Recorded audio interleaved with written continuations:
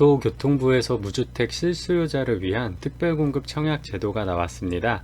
사실 기존의 미혼인자들은 노부모 특별공급이나 기관 추천 등 정말 특이한 케이스가 아니면 특별공급이 불가능했었거든요. 20, 30대면 일반 공급은 더 불가능했고요. 근데 이 청약 제도가 개편되었습니다. 어떤 내용인지 바로 살펴보겠습니다.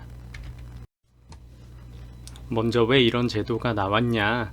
국토교통부 말에 따르면 민간 분양에 생애 최초 특별 공급을 적용시켰더니 무자녀나 1자녀인 신혼부부들이 다 생애 최초로만 지원을 하니까 생애 최초 특별 공급 경쟁률이 너무 높아져서 이런 제도가 나왔습니다. 그리고 1인 가구가 늘어나는 추세임에도 불구하고 1인 가구는 청약을 할 수 없다는 점, 대기업 맞벌이 부부나 고소득자는 청약이 사실상 불가능한 사각지대를 막고자 청약 제도가 개편됐습니다. 근데 사실 특별 공급은 좀 특별하게 공급을 하는 거지 누구한테나 공급하겠다는 취지는 아닌데 이렇게 다 풀어버리면 무슨 의미가 있나 싶긴 합니다. 아무튼 1인 가구나 고소득자 분들에게는 좋은 기회니까 끝까지 시청해주세요. 어떻게 바뀌는지 보시면 기존의 생애 최초 같은 경우 혼인인 사람만 지원이 가능했어요. 근데 이게 1인 미혼 가구도 지원이 가능하게 바뀌었습니다. 신혼부부 같은 경우도 소득 기준이 있었는데 소득 없이 일부는 추첨으로 당첨자를 선별하겠다고 발표했습니다. 이제 사실상 연봉이 1, 2억인 사람, 미혼자도 청약 당첨이 가능한 거예요. 누구한테나 기회가 생긴 거죠. 기존의 신혼부부 특별 공급 자격을 보시면 혼인기간 7년 이내, 무주택자, 그리고 소득 기준이 있었습니다. 민간 분양은 자녀 수가 많은 순서대로 뽑고 공공분양도 사실 자녀가 많아야 유리한 제도였는데요. 그래서 자녀가 없거나 한 명인 사람들이 생애 최초로 몰리기 시작했어요. 그런데 이제 신혼부부 특별공급 당첨자 선별 방식이 새롭게 바뀝니다. 30%를 추첨으로 공급을 하는데요. 기존 방식대로 가점이나 자녀 수대로 70%를 공급하고요. 나머지 30%에 대해서는 100% 추첨으로 뽑습니다.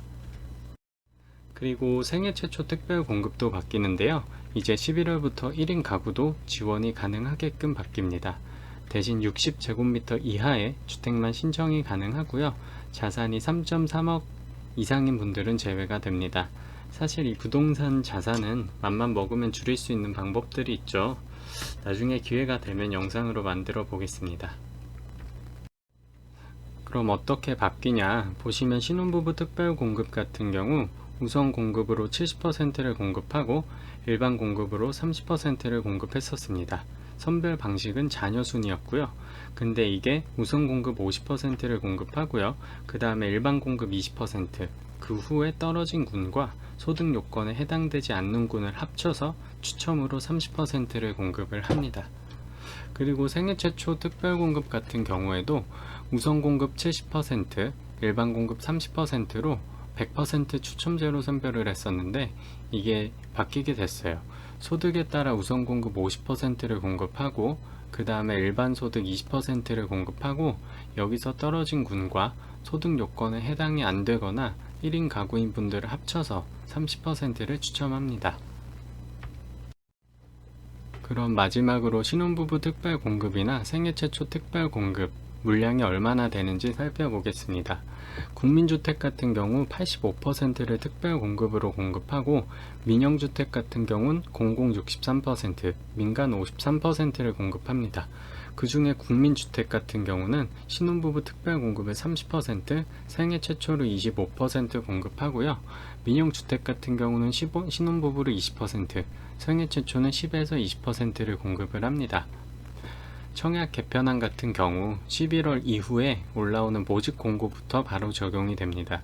그동안 청약 못해서 억울하셨던 분들, 맞벌이 고소득자, 미혼인 1인 가구분들이 있으실 텐데요. 앞으로 청약이 가능하게 됐습니다. 구독해주시면 올라오는 영상을 바로 확인하실 수 있습니다. 감사합니다.